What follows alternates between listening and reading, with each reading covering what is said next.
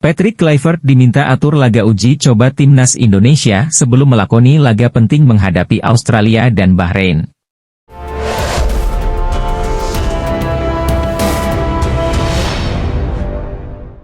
Legenda sepak bola Indonesia, Greg Nwokolo meminta pelatih baru timnas Indonesia Patrick Kluivert menggelar laga uji coba sebelum menghadapi Australia dan Bahrain di putaran ketiga kualifikasi Piala Dunia 2026.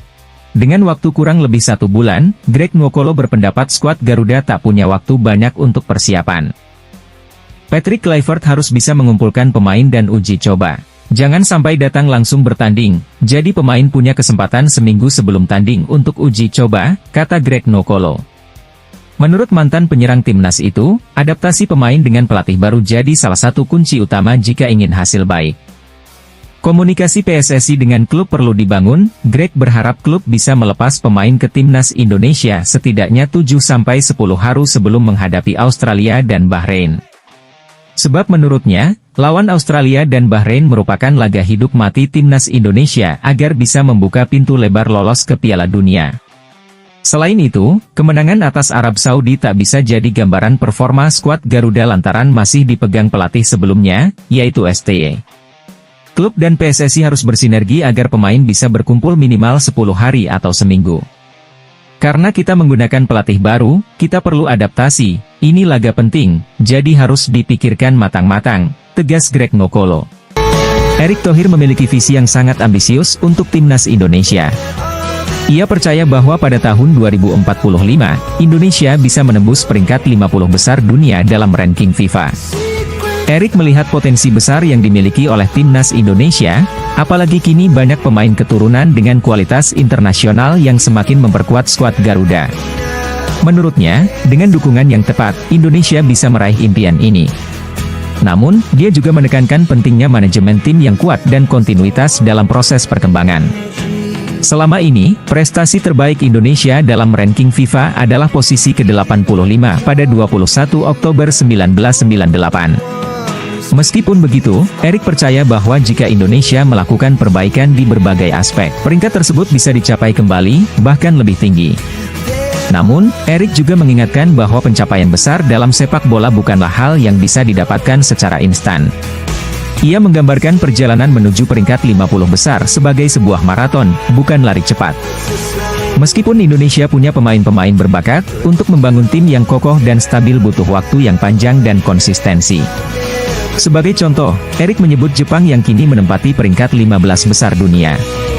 Negara matahari terbit ini berhasil mencapai posisi tersebut berkat program sepak bola yang sudah dibangun secara solid sejak dari bawah. Erick menilai Indonesia perlu mengikuti jejak Jepang dengan serius.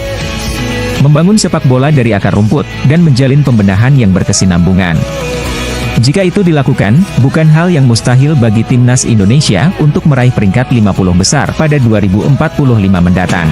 Kevin Dix merasa siap menghadapi para penyerang top di Bundesliga Jerman.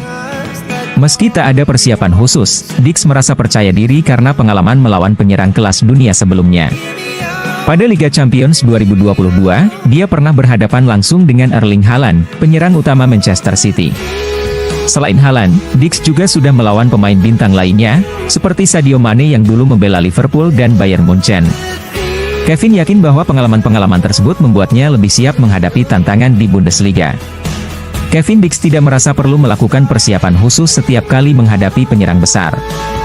Menurutnya, dia sudah cukup berpengalaman, bahkan menyebutkan bahwa bermain melawan Haaland atau Kane bukanlah hal baru.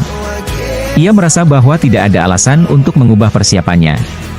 Setiap pekan, ia tetap menjalani persiapan yang sama, dengan fokus pada video cuplikan dan analisis kekuatan lawan. Menurut Kevin, berhadapan dengan pemain bintang seperti Haaland dan Kane sudah menjadi hal yang biasa baginya. Bahkan, dia tidak terlalu mempedulikan video cuplikan pemain besar karena, menurutnya, dia akan bertemu mereka langsung di lapangan setiap hari.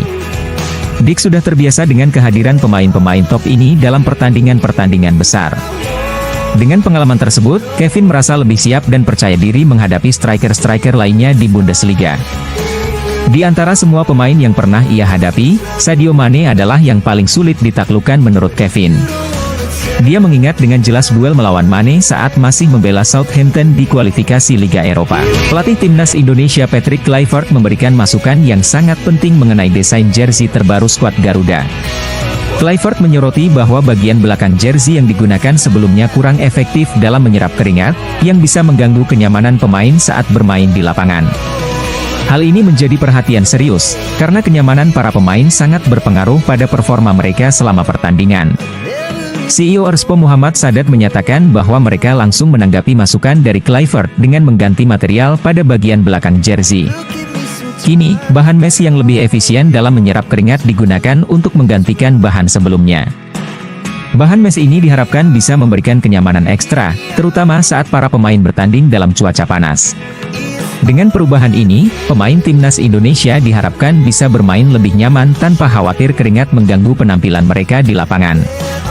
Sadat juga menambahkan bahwa meskipun ada perubahan pada bagian belakang, bahan untuk bagian depan jersey tetap menggunakan bahan Jacquard yang sebelumnya sudah diuji coba. Bahan Jacquard ini sudah terbukti tangguh dan mampu bertahan dalam kondisi luar ruangan dengan suhu panas. Selain itu, bahan Jacquard telah diuji coba untuk memberikan performa maksimal di lapangan, jadi pemain tetap bisa bermain optimal. Perubahan ini menunjukkan bahwa perhatian terhadap kenyamanan pemain menjadi prioritas utama. Dengan jersey yang lebih nyaman dan efisien dalam menyerap keringat, diharapkan para pemain timnas Indonesia bisa lebih fokus pada permainan tanpa terganggu oleh masalah kenyamanan. Pemain timnas Indonesia, Mees Hilgers menyebut ada banyak pemain keturunan yang bisa membela timnas Indonesia. Bahkan, di Belanda, Mees menyebut jumlah pemain keturunan hingga ratusan bahkan ribuan. Timnas Indonesia belakangan menambah kekuatan dengan melakukan naturalisasi pada beberapa pemain keturunan. Paling baru, ada nama Ula Romeni, Dion dan Gepens yang segera resmi menjadi WNI dan melakukan debut. Setelah Ula, ada beberapa pemain keturunan lain yang bakal mendapat status WNI. Salah satu dari mereka adalah Jairo Reydewal. Upaya untuk menambah kekuatan lewat pemain keturunan masih belum usai. Sebab, ada nama Pascal Stuich dan Ian Maatsen yang juga masuk dalam daftar naturalisasi. Menurut Mees, banyak pemain keturunan yang tertarik untuk membela timnas Indonesia. Bahkan, saat di Belanda, dia mendapat informasi jika jumlah pemain keturunan mencapai ribuan. Dengan impact masuknya beberapa pemain seperti Jay dan Kevin ini, ternyata membawa berita yang luar biasa di media Eropa terkhusus di Belanda, kata Mees di kanal YouTube FT Twente. Itu memancing pemain keturunan lain yang ada di Belanda melirik Indonesia karena apa? Hasil dari teman-teman yang sudah ikhlas, ada ratusan atau ribuan pemain-pemain yang potensial yang masih punya keturunan Indonesia, imbuh Hilgers. Naturalisasi pemain tidak dilarang oleh FIFA, pemerintah Indonesia juga sudah punya perangkat undang-undang yang mengaturnya. Namun, belakangan program naturalisasi menjadi diskusi yang cukup menarik.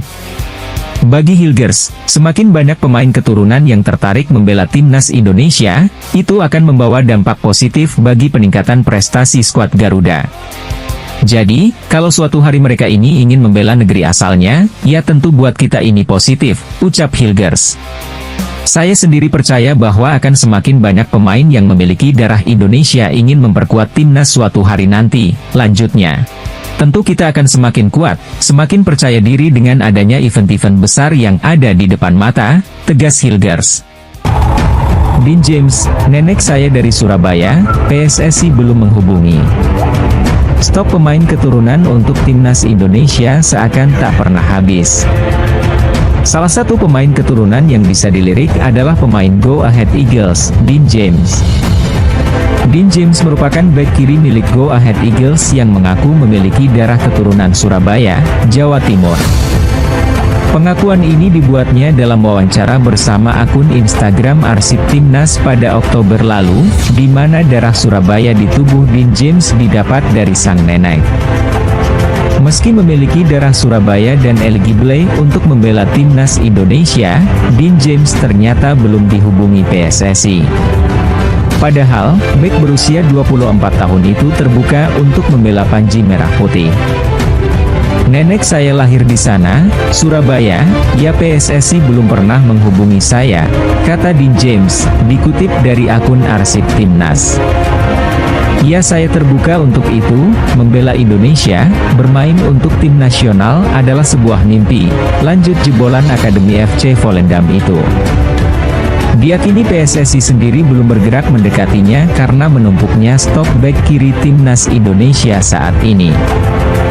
Di sektor tersebut, timnas Indonesia memiliki 3 pemain top seperti Kelvin Verdong, Shane Patinama, dan Pratama Arhan.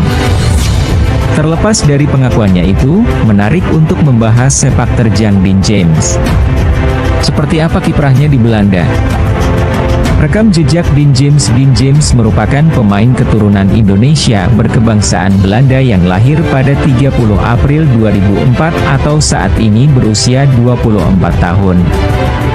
Karirnya bermula di klub lokal RKSV Ducos Leiden sejak 2004, sebelum akhirnya pindah ke Akademi Ajax Amsterdam pada 2008. 6 tahun kemudian, Dean James bergabung Akademi FC Volendam. Di klub ini, ia berhasil naik kelas secara bertahap, dari tim akademi ke tim U17, U19, U21, dan berlanjut ke tim senior. Debutnya di kancah senior sendiri terjadi pada musim 2020-2021, di mana ia jadi pilihan utama FC Volendam di ajang Eerste Divisie, kasta kedua Belanda. Sejak debutnya itu, Dean James telah mencatatkan 55 penampilan bagi FC Volendam dan berhasil mencetak 2 gol dan 2 assist. Saat kontraknya habis pada 2023, Dean James kemudian dipinang Go Ahead Eagles secara gratis.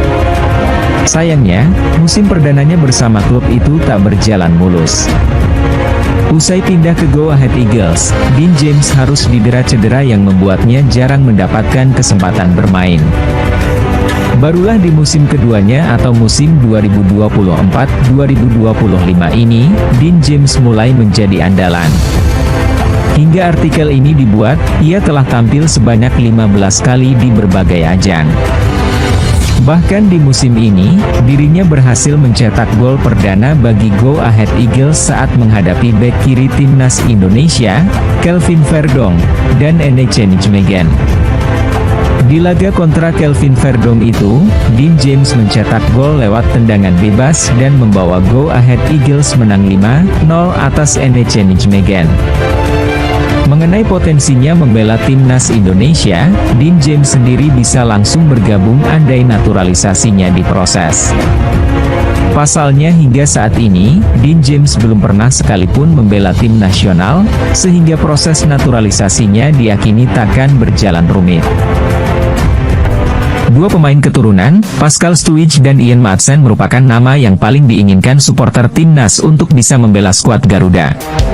PSSI pun masih berusaha untuk membujuk keduanya. Pascal Stuij dan Ian Maatsen bisa dibilang pemain keturunan grade A, sebab mereka telah mentas di Liga Champions serta punya kualitas apik. Saat ini, Pascal Stuij membela Leeds United, sedangkan Ian Maatsen berkarier di Aston Villa.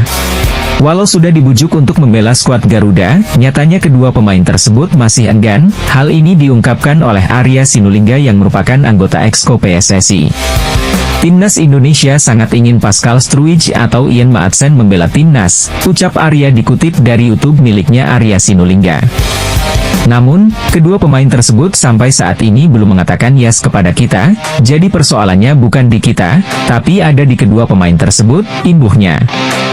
Meski demikian, Arya menyebutkan PSSI belum menyerah untuk membujuknya untuk dinaturalisasi.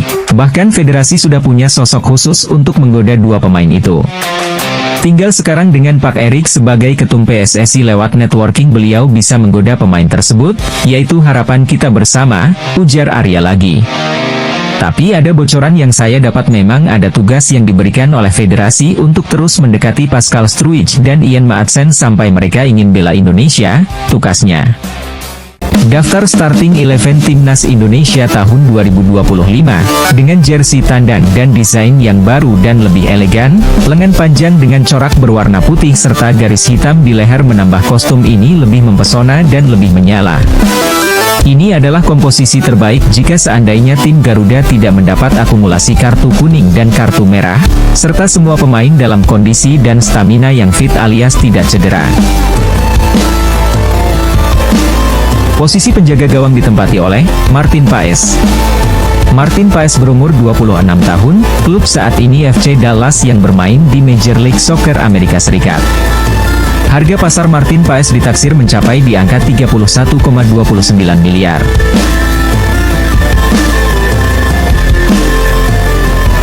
Posisi bek kiri ditempati oleh Justin Hubner. Justin Hubner berumur 21 tahun, bermain untuk klub Wolverhampton Wanderers di kasta tertinggi Liga Utama Inggris atau Premier League. Namun saat ini Justin belum masuk tim senior Wolves. Justin masih main di Wolves kelompok umur U21. Harga pasar Justin Hubner ditaksir mencapai di angka 5,21 miliar. Posisi center back ditempati oleh Bang Jai alias Jai Itzes, yang sekaligus merangkap kapten tim Garuda, dan juga merupakan tembok tangguh, kokoh, dan sangat sulit ditembus. Bang Jai saat ini berumur 24 tahun, bermain untuk klub Venezia FC di kasta tertinggi Liga Serie A Italia. Harga pasar Bang Jai ditaksir mencapai di angka 52,14 miliar.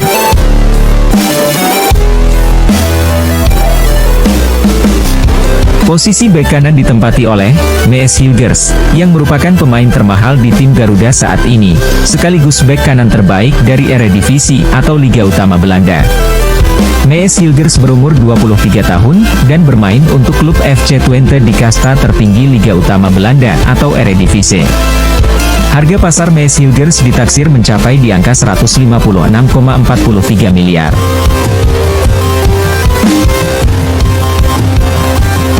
Wingback kiri ditempati oleh Kelvin Verdonk. Verdonk merupakan sosok bek tangguh, kokoh dan sulit ditembus, juga punya kemampuan daya jelajah dan dribbling yang baik. Verdonk seakan-akan punya 4 paru-paru karena bisa berlari sepanjang 90 menit tanpa pernah merasakan lelah sedikit pun. Beruntung sekali kita tim Garuda mendapatkan pemain sekelas Kelvin Verdonk ini. Kelvin Verdonk saat ini berusia 27 tahun, dan bermain untuk klub NEC Nijmegen di kasta tertinggi Liga Utama Belanda, atau Eredivisie.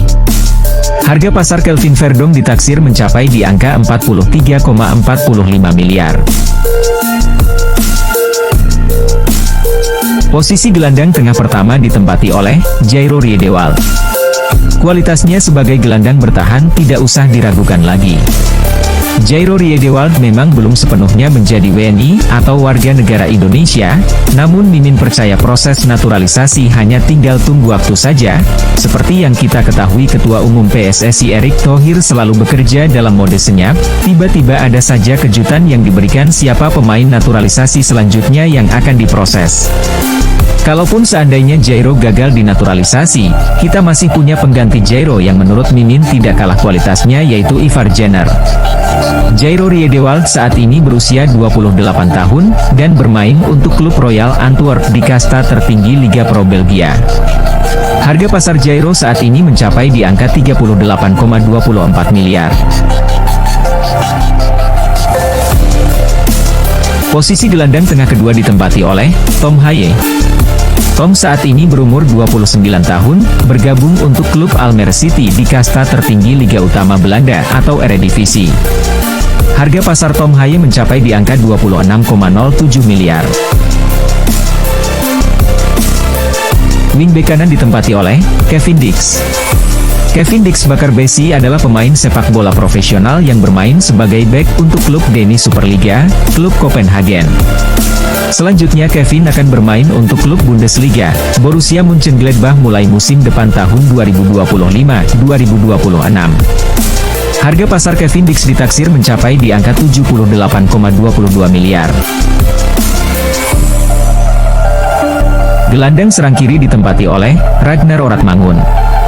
Ragnar saat ini berumur 27 tahun, dan bermain untuk klub Liga Pro Belgia FC Dender. Harga pasar Ragnar ditaksir mencapai di angka 10,43 miliar. Gelandang serang kanan ditempati oleh Eliano Rogers, yang merupakan adik kandung dari salah satu gelandang terbaik di dunia, Tijani Rogers. Eliano berumur 24 tahun, dan saat ini bermain untuk klub PSV Zwolle di kasta tertinggi Liga Utama Belanda atau Eredivisie. Harga pasar Eliano ditaksir mencapai di angka 9,56 miliar.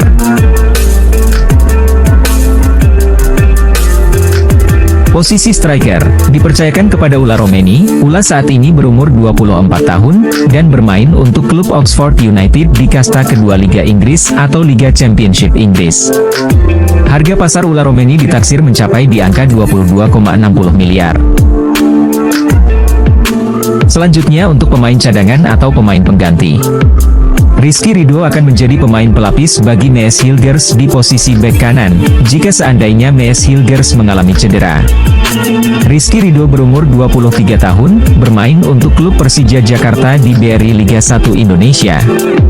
Harga pasar Rizky Ridho ditaksir mencapai di angka 8,69 miliar. Marcelino Ferdinand. Marcelino diproyeksikan akan menjadi pemain pelapis bagi Eliano Rogers atau Ragnar Oratmangun sebagai gelandang serang, baik di posisi kiri maupun kanan, jika seandainya Eliano atau Ragnar mengalami cedera, atau mendapat akumulasi kartu kuning dan merah. Marcelino masih berumur 20 tahun, bermain untuk klub Oxford United di kasta kedua Liga Inggris atau Liga Championship Inggris. Harga pasar Marcelino ditaksir mencapai di angka 5,21 miliar. Ivar Jenner.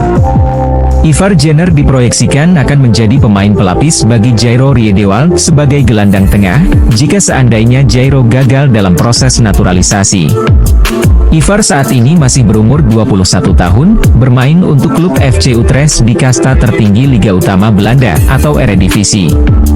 Namun, Ivar Jenner belum bisa tembus tim senior Utrecht, dan lebih banyak bermain di kelompok umur FC Utrecht U21.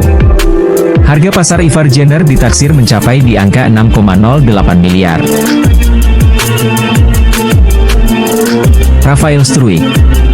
Rafael Struijk diproyeksikan akan menjadi pemain pelapis bagi Ula Romeni sebagai striker atau sebagai gelandang serang, jika seandainya Ula Romeni atau pemain gelandang serang tim Garuda mengalami cedera atau mendapat akumulasi kartu kuning dan merah. Struijk saat ini masih berumur 21 tahun, bermain untuk klub Brisbane Roar FC di kasta tertinggi Liga Utama Australia atau A-League Men. Harga pasar Rafael Struijk ditaksir mencapai di angka 3,48 miliar. Sandy Walsh. Sandy Walsh diproyeksikan akan menjadi pemain pelapis bagi Kevin Dix sebagai wingback kanan, jika seandainya Kevin Dix mengalami cedera atau mendapat akumulasi kartu kuning dan merah. Sejatinya Sandy Walsh bisa bermain di banyak posisi atau versatile, namun selama kepelatihan era Shin Tae-yong Sandy lebih banyak bermain sebagai wingback kanan di tim Garuda. Sandy Walsh berumur 29 tahun, bermain untuk klub KV Mechelen di kasta tertinggi Liga Pro Belgia. Harga pasar Sandy Walsh ditaksir mencapai di angka 17,38 miliar. Shane Patinama. Shane Patinama diproyeksikan akan menjadi pemain pelapis bagi Justin Hubner sebagai bek kiri, Kelvin Verdong sebagai wingback kanan, jika seandainya Justin atau Kelvin Verdong mengalami cedera atau mendapat akumulasi kartu kuning dan merah. Shane Patinama berumur 26 tahun, bermain untuk KAS Eupen di kasta kedua Liga Belgia atau Divisi 1A Belgia. Harga pasar Shane Patinama ditaksir mencapai di angka 5,21 miliar. Demikian perkiraan The Dream Team dan The Winning Team dari Mimin. Bagaimana guys menurut kalian penampilan tim Garuda dengan jersey terbarunya berwarna putih dan lengan panjang? Berikan pendapat kalian di kolom komentar. Dengan The Dream Team dan The Winning Team ini, semoga tim Garuda mampu memetik poin sempurna pada 4 sisa laga di kualifikasi Piala Dunia Round 3, di grup neraka alias grup C ini, guna memuluskan jalan untuk lolos langsung ke Piala Dunia 2026. Karena dengan kemenangan, maka tim Garuda bakal dipastikan akan mengkudeta posisi Australia di peringkat kedua di grup C ini. Mimin yakin dan percaya, dengan komposisi starting line up seperti yang sudah Mimin jabarkan tadi, skuad Garuda punya potensi besar untuk mengalahkan semua lawan berat di grup C ini. Apalagi dengan racikan dari pelatih utama Patrick Kluivert dibantu asisten trio Belanda Gal, Gerald van den Burg, Alex Pastoor dan Denny Lanzaat, tentunya aroma khas total football akan terlihat dalam permainan tim Garuda. Tidak perlu main cantik, tapi yang terpenting hasil akhir mampu membawa kemenangan bagi tim Garuda. Kita doakan bersama-sama guys, agar tim Garuda mampu mendapatkan hasil maksimal alias kemenangan di 4 sisa laga kualifikasi Piala Dunia 2026 ini, amin.